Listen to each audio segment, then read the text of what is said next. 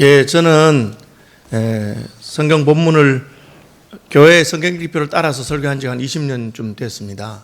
그래서 교회도 교회력이라고 하는 절기도 있고 교회마다 무슨 특별한 일들이 있잖아요. 이를테면 저희 교회는 다음 주에 공동회를 해서 장로님 5분을 세우는 그런 직분자 선거가 있습니다. 그래서 이 교회력이나 무슨 특별한 일이 있을 때는 같은 본문을 보면서 제 마음에 혹시 이번에 장로 투표와 관련해서 하나님께서 무슨 말씀하시는 게 없을까 그런 생각을 해보곤 합니다. 그렇지만 제가 본문을 택한 것이 아니고 교회 성경 기표를 따라서 가기 때문에 그게 맞을까 이런 생각이 드는데 저는 너무나 신기하게도 그럴 때마다 하나님께서 거기 맞는 말씀들을 주시는 것을 많이 발견하게 됐습니다. 왜 그럴까 생각해 보니까 성경에 있는 모든 말씀은 사실은 하나님의 뜻이라고 하는 그런 DNA가 들어있어요. 그래서 어떤 말씀이라도 우리가 깊이 들어가 보면 그 속에는 우리의 모든 상황에 관한 하나님의 뜻이 나와 있어요. 그래서 성도가 수천 명이 돼도 같은 말씀을 받지만 각각 자기의 상황에 맞는 말씀으로 그렇게 하나님께서 적용할 수 있는 것 같아요. 마치 제 머리카락 하나만 뽑아도 여기 저의 DNA가 다 들어있고 코로나19에 감염됐는지 음성인지 양성인지 그걸 가지고 다 알 수 있는 것과 같습니다. 그래서 저는 이번 에베소서 지난주에 우리 3장 뒷부분부터 이제 4장, 5장 이렇게 했는데 그 중에서는 어떤 말씀이 있을까 이렇게 살펴보면서 기대하는 마음으로 보았습니다. 그래서 오늘 제목은 교회의 직분이라고 정하고 특별히 그런 관점에서 이 장을 한번 살펴보려고 합니다. 첫 번째는 11절, 12절입니다. 그가 어떤 사람은 사도로, 어떤 사람은 선지자로, 어떤 사람은 복음 전하는 자로, 어떤 사람은 목사와 교사로 삼으셨으니 여기 직분에 관한 이야기가 나옵니다. 직분은 그리스도께서 세우시는 것이구나. 그가 부르셨다고 되어 있죠. 그가 세우셨다, 삼으셨다 그렇게 되어 있습니다. 본문을 좀 이해하기 쉽게 설명을 하자면 이 직분 가운데 사도나 선지자나 복음 전하는 자는 지역교회를 위한 직분이 아니고 보편교회, 우주적인 교회를 위한 직분이라고 생각할 수가 있습니다. 오늘날은 이 사도직이나 선지자직을 교회가 직분도 세우지는 않습니다. 그러나 굳이 오늘날도 이 직분과 비슷한 자리가 있다면 사도직은 총회를 대표하는 개척 선교사들입니다. 교회가 없는 지역에 선교사를 파송하면 그분은 사도들이 교회를 세운 것처럼 그 지역에 교회를 세우고 선교사님이 총회가 하는 모든 일을 하게 됩니다. 목사를 세우고 신학교를 세우고 그렇게 합니다. 그래서 굳이 오늘날로 말하자면 전방 개척 사역을 하는 선교사님들이 사도직과 아주 유사하다고 할 수가 있습니다. 그 다음에 선지자는 어떤 것인가? 선지자직은 그 시대를 향한 하나님의 말씀, 이미 성경 말씀이 다 완성되었음에도 불구하고 교회가 무시하고 교회가 외면했던 하나님 말씀을 드러내는 그런 일을 합니다. 이를테면 마르틴 루터와 같은 사람이 이신칭이 믿음으로 말미암아 구원하는 도리를 교회를 향해서 외친 것은 일종의 선지자적인 사명을 감당한 것이라고 할 수 있습니다. 존 켈빈이나 존 낙스와 같은 분들이 장로교, 개혁교회를 세우는 그런 것들도 하나님의 주권이라든지 하나님의 교회가 어떤 방식으로 세워져야 하느냐 하는 것도 보면 그분들은 일종의 선지자직을 감당한 분들이라고 생각할 수가 있습니다. 복음 전하는 자, 단순히 그냥 지역교회에서 전도하는 사람을 말하는 것이 아닙니다. 여기 복음 전하는 자는 에반젤리스트라고 해서 빌리그레암과 같이 전 세계를 다니면서 복음을 전가하는 그런 사역자들을 말합니다. 그래서 사도나 선지자나 복음 전하는 자는 보편교회를 위한 부르심입니다. 그 다음에 목사와 교사는 지역교회를 위한 부르심입니다. 우리는 여기 나와 있지 않지만 지역교회를 위한 부르심은 목사와 교사뿐 아니라 집사와 장로가 있다고 생각합니다. 장로교에서는 여기 목사와 교사를 같은 직분으로 봅니다. 그래서 목사인 교사, 양떼를 돌보기 위해서 하나님 말씀을 가르치는 자, 혹 다르게 볼 때는 교사는 신학을 가르치는 신학 교수라고 생각하는 분들도 있습니다. 어쨌든 그것은 지역적인 배경을 가지고 있습니다. 우리는 다음 주에 장로를 선출하게 되는데 장로와 집사와 권사와 목사는 지역교회를 위한 직분입니다. 또 아까 말한 것처럼 선지자와 사도와 복음 전하는 자는 보편교회를 위한 그런 부르심이라고 할 수가 있습니다. 섬기는 곳은 다르지만 그러나 본질적으로 같은 것이 있는데 예수 그리스도께서 직분자들을 세우셨다고 하는 것입니다. 그러므로 우리는 직분자가 될 때 주님께서 나를 부르셨는가? 혹은 주님께서 그분을 부르셨는가 하는 것을 확인할 필요가 있습니다. 보통 이 부르심은 두 가지가 있는데, 하나는 내적인 부르심, 내적인 소명이고, 또 다른 하나는 공적인 소명입니다. 내적인 부르심이라는 것은 하나님께서 내게 그 직분을 감당하고자 하는 소원을 주는 것이죠. 장로가 되고 싶은 소원을 준다든지, 나는 부족하지만 장로가 되면 교회를 위해 충성하겠다든지, 그런 마음을 주는 것을 내적인 부르심이라고 할 수 있습니다. 그리스도께서 직접 그를 부르십니다. 마치 다메섹으로 가는 사도 바울을 주님이 찾아오셔서 그를 부르신 것입니다. 너 지금 무슨 일을 하고 있느냐? 너는 이런 일을 해야 될 사람이 아니고 내가 불러 시키는 일을 해야 될 사람이다. 그렇게 그의 정체성의 변화가 오는 것입니다. 저는 교사였는데 주님의 이 부르심을 받아서 교사직을 그만두고 목사를 해야 되겠다고 생각한 것입니다. 그 다음에 그 부르심은 충분하지 않습니다.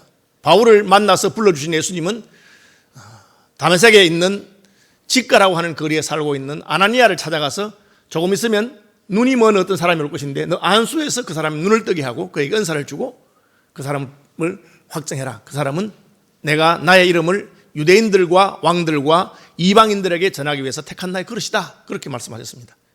이 교회의 부름이죠. 공적인 부름이라고 합니다. 우리가 다음 주에 공동회를 통해서 투표를 통해서 그분들을 하나님이 부르신 것을 드러내는 것이 공적인 부르심입니다. 저희 장로교는 이 장로나 목사의 공적인 부르심을 할 때 3분의 2, 저도 서울 시민교 올 때 교인들이 다 투표해서 3분의 2 이상 찬성을 해야 되고, 그리고 장로님들을 세울 때도 투표한 사람의 3분의 2 이상이 찬성을 해야 하는 상당히 까다로운 것입니다. 어쨌든 그렇게 공적인 부름을 확인합니다. 어쨌든 분명한 것은 주님이 부르시고 주님께서 교회를 통해서 확정하신다 하는 것을 우리가 알 수가 있습니다. 그 다음에 이 부르신 목적은 무엇입니까? 12절, 이는 성도를 온전하게 하여. 이 부르심은 성도를 위한 것입니다. 우리가 이 직분을 부름에 있어서 착각하는 것이 있는데, 나를 위해서 그 직분을 주신 것이 아닙니다. 내가 그동안 교회에서 수고를 많이 했기 때문에 그 충성한 것을 보고 벼슬 하나 주듯이 장로직을 주거나 목사직을 주는 것은 아닙니다. 이 직분을 준 것은 교회를 위해서 주는 것입니다. 저는 후배들에게 늘 하는 말이 있습니다. 목사가 교회를 위한 것이지 교회가 목사를 위해서 있는 것은 아니다. 그것은 장로도 마찬가지고 집사도 마찬가지입니다. 교회의 필요에 따라서 장로를 세우고 교회의 필요에 따라서 집사를 세우는 것이지, 그분이 그동안 수고했다고 그분을 위해서 한 자리 주는 것은 절대 아닙니다. 여러분, 이것을 늘 기억해야 됩니다. 그러면 그분이 성도를 위해서 어떤 유익이 있는가, 그분이 목사로 세워지고 그분이 장로로 세워질 때 그 교회에 무슨 도움이 되는가 하는 것을 생각할 필요가 있는 것입니다. 오늘 본문은 성도를 온전하게 한다 그렇게 되어 있습니다. 성도를 온전하게 만들어서 그분들이 교회에서 일하는 일꾼이 되도록, 그래서 일꾼의 재생산이라고 할 수 있겠습니다. 그 사람이 그 교회에 섬기는 것 때문에 그 교회에 하나님의 사람들이 세워지고 격려를 받고 힘을 내고 더 많은 사람이 충성하게 만드는 그런 본이 되고, 그런 도전자가 되고, 그런 격려자가 되고, 그런 훈련가가 되는 것이 직분자들의 특징입니다. 이것은 지역교회의 직분이기 때문에, 지역교회의 직분은 어떤 게 있습니까? 그 부르심에 합당하게 하는 것입니다. 제가 어린 시절에 좀 큰 교회의 어느 목사님에게 이런 말씀을 들었습니다. 그분이 말씀하시기를, 장로가 되고 싶어하는 소원을 가진 것은 귀한 것이다. 장로의 소망 가진 귀한 것이다. 그러나 그 장로의 부름은 교회에 대한 것이기 때문에 우리 교회에는 이미 장로할 만한 사람들이 많다. 그래서 아무리 장로가 되고 싶어도 우리 교회에서 장로 되기 힘들 거라. 그럼에도 불구하고 너무 장로하고 싶은 사람은 아주 작은 개척교회나 일꾼이 부족하고 일꾼이 필요한 교회에 가서 섬겨라. 그럼 거기서는 일꾼이 부족하기 때문에 장로 될 수 있다. 그렇게 말씀하셨어요. 저는 그 말씀에 은혜를 받았기 때문에 목사가 된 것입니다. 저는 목사가 될 때 나 같은 사람이 어떻게 내가 다니는 그 교회에서 목사 노릇을 감당할 수 있을까? 우리 교회는 이 교인들이 충성스럽고 헌신되고 일꾼들이 많은데 나 같은 사람이 무슨 목사가 될 수 있겠느냐, 그런 생각을 많이 했습니다. 그런데 그 말씀을 듣고 나서는 지금도 시골에 가면 작은 교회는 목사님 생활비를 드릴 형편이 안 되고, 혹은 목사를 모실 만한 형편이 안 되는 그런 교회들이 있지 않는가. 그런 교회라면 나 같은 사람이라도 목사로 쓰임 받을 수 있지 않을까. 그래서 저는 신학교에 가고 목사가 된 것입니다. 저는 제가 서울 시민교회 같은 이런 교회에 오리라고는 꿈에도 생각하지 않았습니다. 실제로 제가 간사를 하고 난 다음에 아무도 부르지 않았기 때문에 저는 개척교회를 할 수밖에 없었습니다. 교회를 위한 것입니다. 우리 교회를 위해서 가장 필요한 사람이 누굴까?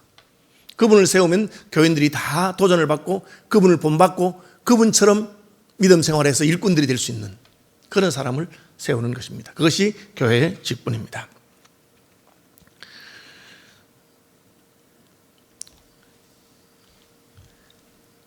그러면 이 직분자의 자격은 어떤 것일까?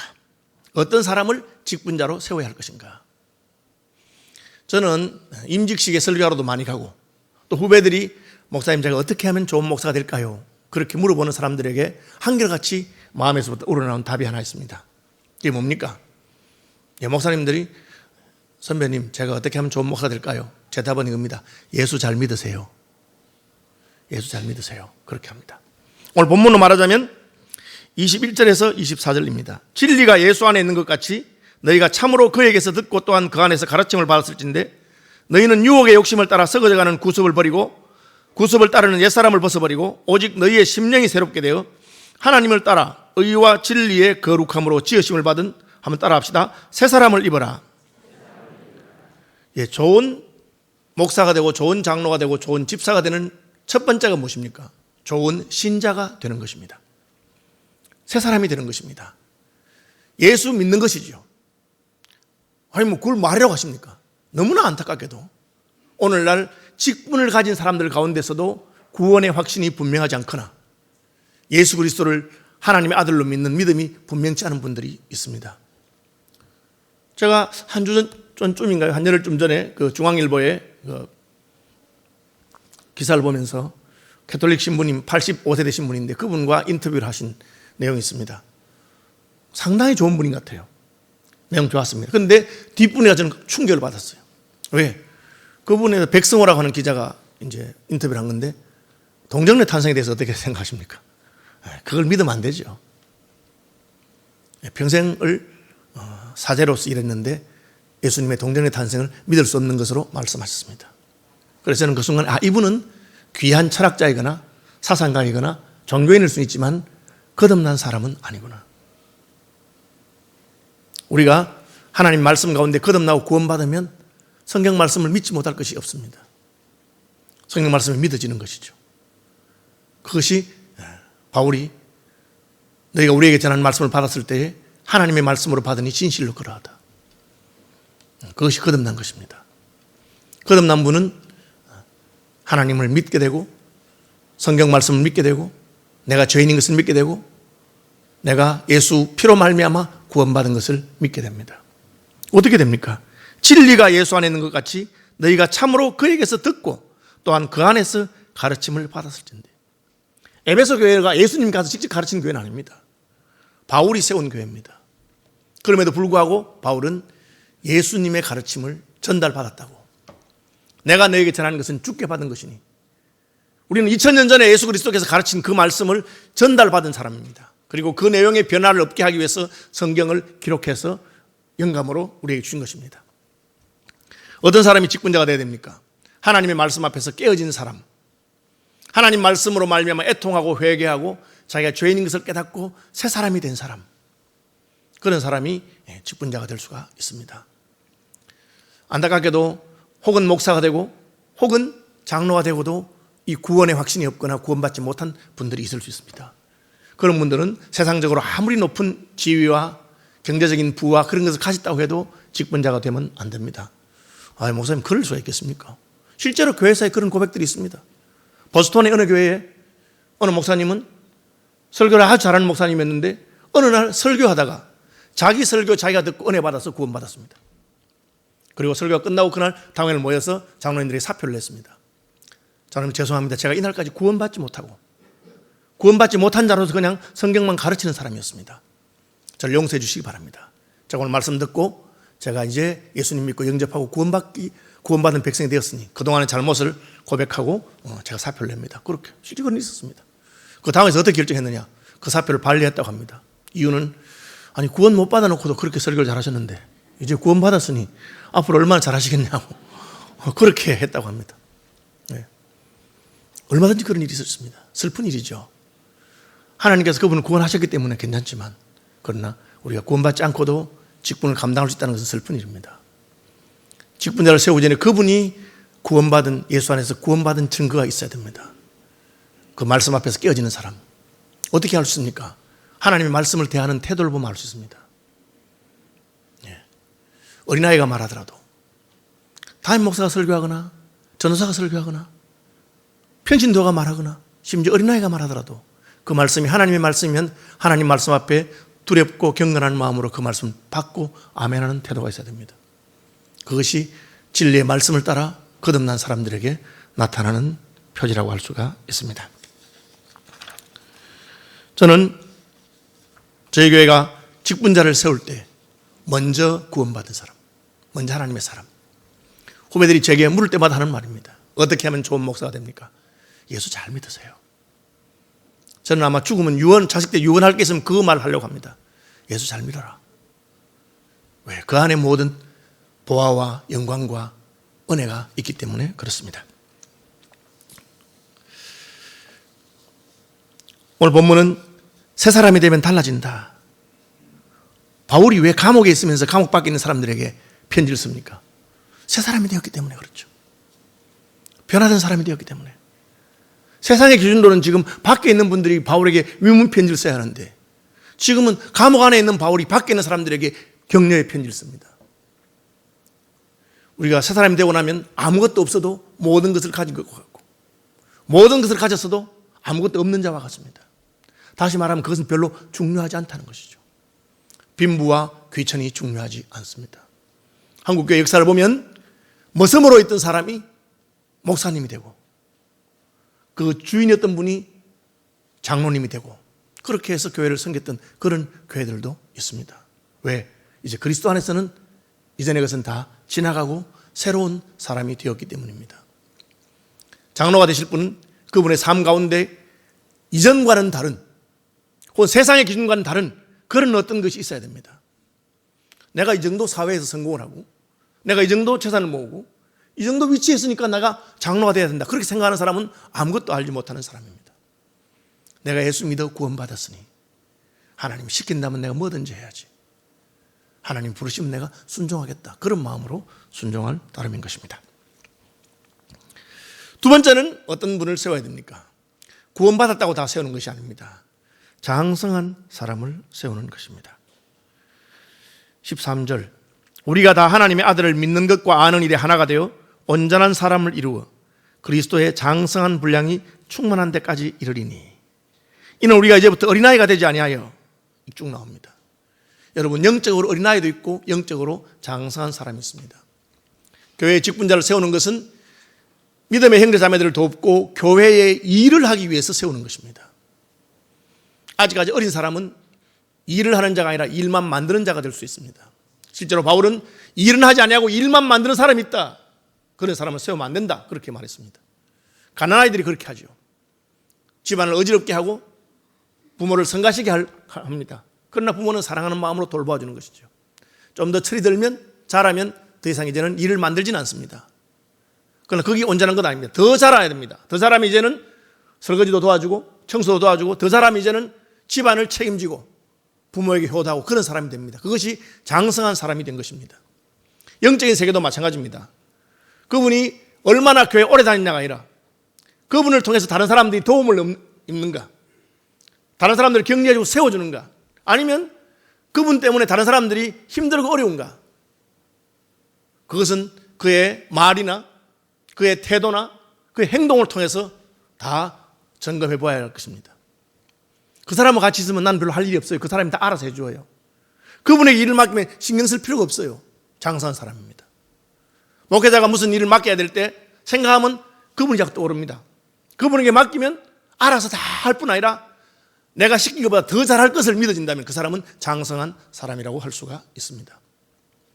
그런데 그 사람이 맡기면 불안하고, 안 맡기면 화를 낼 것 같고, 그런 사람 어린 사람입니다. 직분자는 장성한 신자입니다. 그 특징이 여러 가지 있습니다. 2절에 보시면 모든 겸손과 온유로 하고, 장성한 사람은 겸손한 사람입니다. 왜? 하나님을 만났고 하나님과 지내면서 자기의 모습을 알게 되었기 때문입니다.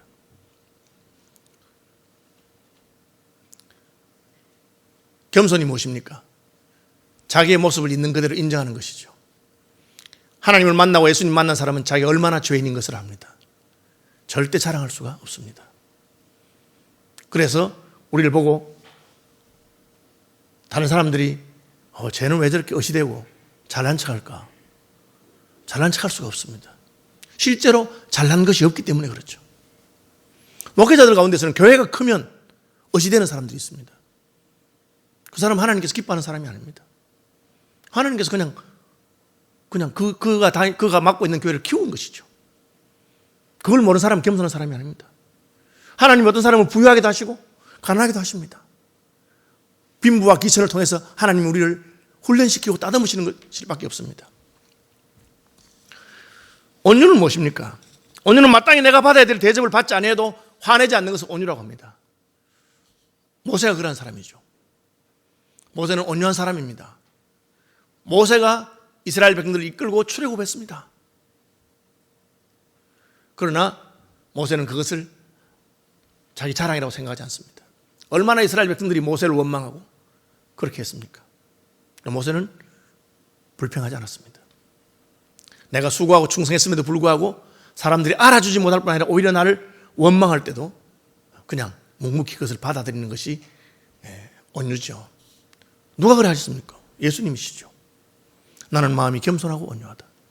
예수님은 자기가 하나님이시고 하나님의 아들이심에도 불구하고 하나님 아버지 앞에서 자기는 아무것도 아니라고, 아버지의 뜻대로 행하겠다고 자기를 낮추셨습니다. 사람이 되라고 하니까 사람이 되고 죽으라고 하니까 죽으셨습니다. 그것이 겸손이에요. 온유입니다. 그래서 나는 마음이 겸손하고 온유하니 내 멍에를 메고 내게 와서 배우라, 그렇게 했습니다. 겸손하고 온유한 사람에게는 사람이 따릅니다. 교만하고 자랑하는 사람은 사람이 떠납니다. 그걸 보모합니다. 왜? 그 사람에게 가면 나를 용납해주고 받아주기 때문에. 이어지는 말씀이 바로 그 말씀입니다. 오래 참음으로 사랑 가운데서 서로 용납하라, 그렇게 말씀하고 있습니다. 어떤 자가 직분자가 되야 됩니까? 인품이 장성한 사람입니다. 그는 또한 어떤 이들입니까? 여러 성품을 오늘 본문은 계속해서 말하고 있습니다. 옛사람과 새사람은 다릅니다. 새사람은 장성한 사람으로 자라가고 있습니다. 바울은 이것을 부르심에 합당한 삶이라고, 겸손과 온유라, 오래 참음과 사랑 가운데서 용납하는 것이라고 그렇게 말합니다. 교인을 사랑하는 사람이 좋은 직분자가 될 수 있습니다. 르호보암은 백성을 사랑하지 않았습니다. 그가 왕이 되자마자 백성들에게 더 무거운 짐을 맡기고 자기의 권위를 세우고자 했습니다. 그래서 그는 나라를 망치게 됩니다. 용납하는 사람이 되어야 됩니다. 평안에 매는 줄로 성령의 하나 되게 한 것을 힘써 지키라, 그렇게 말씀하고 있습니다. 교회에는 우리 모두가 하나 되어야 됩니다. 자기 편만을 만들고 당을 짓는 사람은 옳지 않습니다. 모든 교인들에게 인정받는 사람이 되어야 됩니다. 한국교회 초대교회의 기록들을 보면 의형제나 의남매를 맺지 마라, 그런 기록을 한 게 있습니다. 노예가 결정했습니다. 왜 그런 결정했나요? 배경은 한 가지입니다. 우리는 이미 그리스도 안에서 다 형제요 자매인데 몇몇 사람이 우리끼리 의형제요 의남매를 한다면 다른 사람은 형제 자매가 아니라는 뜻이기 때문에 그런 결정을 할 수가 없다. 다시 말하면 모든 교인들을 다 용납하고 모든 교인들을 다 사랑하는 그런 사람이라 됩니다. 장로는 어느 한 그룹의 지지를 받아서 되는 것이 아닙니다. 저는 노회나 총회 임원하면서 항상 그 말을 했습니다. 노회 임원이 되면 노회 전체를 생각하는 사람이 돼야 되지, 자기 교회나 자기 시찰만을 생각하는 사람이 돼서 안 된다. 총회 임원이 되면 총회 전체를 생각해야 되지, 자기 계파나 혹은 자기 노회 이익만을 위해서 사는 사람이 돼서 안 된다. 제가 총회 서기하는 동안에 저희 교단은 노회 구역 조정했습니다. 굉장히 힘들었습니다. 하나님 은행 안 했으면 불가능했겠습니다. 마지막에 그것을 가능하게 한 게 제가 마지막 가서 발언을 했는데 그게 뭐냐, 제가 있는 동서울로회에서 서울시민께 제일 큰 교회입니다. 그런데 이번에 이 결정이 되면 저는 저희 노예를 5개로 찢어서 강원노예, 경기 동부노예, 경기 북부노예, 서울 중부노예, 그리고 서울 남부노예 5개로 찢어서 보내주고 저는 7교회를 데리고 서울 남부노예를 가게 됩니다. 그러니까 모든 총대들이 갑자기 조용해졌어요. 그리고 결정이 됐습니다. 사랑 안에서 서로 용납할 수 있는 사람, 장성한 사람입니다. 내 편과 남의 편을 나누는 것은 교회 안에서 합당한 것이 아닙니다. 장로가 되면 모든 교인들을 용납하고 심지어 나보다 어리고 부족한 사람도 용납할 수 있는 사람이 장로입니다. 마지막으로 이 장로의 직분은 교회를 세우는 직분입니다. 교회를 사랑하고 교회를 세우는 자가 장로가 되어야 됩니다. 하나님께서는 그리스도의 몸을 세우기 위해서 직분자를 만드셨다고 말하고 있습니다. 다시 한번 말하거니와 목사나 장로를 위해서 교회가 있는 것이 아닙니다. 교회를 위해서 직분자가 있습니다. 성도를 섬기기 위해서 있는 것입니다. 그분이 장로이기 때문에 교회가 세워져야 됩니다. 우리의 앞 세대 분들은 이 일이 아주 분명했습니다. 저는 심지어 목회자들조차도 오늘날 교회를 위한 사역이 아니라 자기를 위해서 교회가 해주기를 기대하는 것이 아닌가, 그런 마음이 들 때마다 참 섬찟하고 마음이 아픕니다. 최근에 저는 어떤 목사님이 지방에 있는 어느 교회 부목사로 부름받아서 가겠다고 말하고 이사갈 집을 보고는 그 집이 너무 작고 마음에 안 든다고 못 가겠다고 거절했다는 소식을 들었습니다. 저는 너무 마음이 아팠습니다. 우리 선배들은 그렇게 한 적이 없습니다. 내가 가겠다고 먼저 결정하면 그 다음날 훨씬 좋은 조건의 큰 교회가 불러도 이미 결정했기 때문에 바꾸는 법이 없습니다. 갔는데 사택을 미리 보고 가지 않습니다. 교회가 주는 곳에 들어갔습니다. 사택이 너무 작아서 가지고 간 농이 들어가지 않습니다. 그럼 선배들은 농을 잘라서 들어갔습니다. 그리고도 사택이 작다고 불편한 것이 아니라 아직까지 조국교회 형편이 이렇게 어렵고 작은 교회들이 있는데 내가 너무 큰 농을 샀구나, 내가 하나님 앞에서 죄송하다, 그렇게 생각했습니다. 이것이 교회를 위한 사역입니다. 이 무식한 것들이 장로를 몰라주고 내가 장로인데 이렇게 하느냐, 그렇게 하는 것이 아닙니다. 그 무식하고 그 어리고 일만 만드는 사람들이 있기 때문에 하나님께서 장로를 세우신 것입니다. 그 일을 하라고 하나님이 우리를 부르신 것입니다. 우리 선배들은 교회 일이 있으면 모든 것을 제치고 그것을 먼저 하는 분들이었습니다. 장로쯤 되면 교회가 무슨 건축을 하거나 큰 일이 있으면 내가 집을 팔아서 바쳐야 되지 않을까, 그런 생각을 한번 안 해본 선배들은 없다고 생각합니다. 우리 앞 세대들은 그렇게 살았습니다. 물론 지나친 것이 있다고 생각합니다. 가족도 돌봐야 되고 해야 됩니다. 그러나 오늘날 우리 직분자의 마음의 자세가 주의 교회를 위해서 나를 세우셨으니 그렇게 살아야 된다. 제가 울릉도에 있는 나리교회에 집회를 2번 갔죠. 아들이 군목인동 갔습니다. 가니까 거기에 장로님들이 계셨어요. 교인이 한 10명 모이는 교회예요. 그래서 저 집에 오고 나서 아들한테 물었어요. 그 교회가 유지가 되나? 교인이 한 10명 정도 모였는데. 그러니까 아들이 하는 말이, 아버지, 우리 교회 장로님은 매주일 11조를 하세요. 매주일. 거기 식당을 하기 때문에, 민박하고 식당하기 때문에. 그런데 지난주에 540몇만 하셨어요. 그러더라고요. 제가 깜짝 놀랐어요. 한 주 11조예요. 한 달 11조도 아니고. 한 달 11조가 500만 원, 우리 교회 그런 분 없습니다. 아직까지. 한 주 11조. 근데 깜짝 놀라서 어떻게 그렇게 했나 하고는 그 장로님 꼭 뵙고 싶었어요. 제가 찾아가서 만났습니다. 집회하고 만나서 식사 같이 하면서 물어봤어요. 장로님 그렇게 11조 하신다면서 물어보니까 장로님이 이런 말씀 하셨어요. 울릉도에 있는 사람 중에서 울릉도를 떠나고 싶지 않은 사람이 아무도 없대요.